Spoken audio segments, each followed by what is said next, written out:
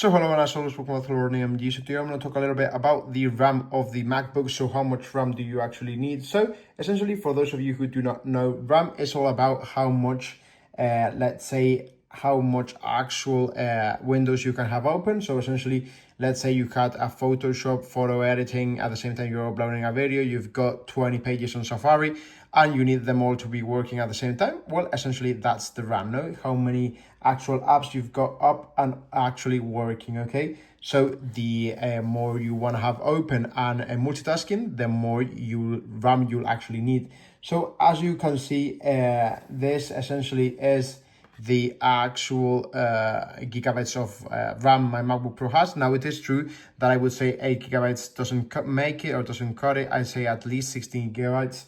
Now it is true that I at the time had 8 gigabytes because I couldn't afford the 16 gigabytes. It is true that the main reason why people do not actually have a MacBook with more actual gigabytes has to do with the actual price. It is as simple as that, okay?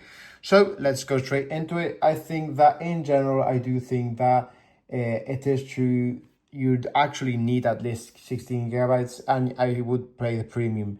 Now, essentially, it is true that for 8 gigabytes, I would say it's for normal emails and day-to-day jobs.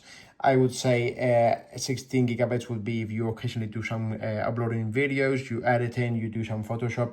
Anything that has to do with 16 and 32 gigabytes would be 3D, interior designers, videographers, anything that you do day-to-day basis as a professional skill, and anything plus 32 gigabytes, essentially, I would say it's without a doubt professional skills that involves some type of actual apps that do require that amount of RAM, okay? So as always, if you've got any questions, just leave it down here in the comments below me or anyone from the Learning MD team will answer as shortly as possible. And as always, thank you very much for watching.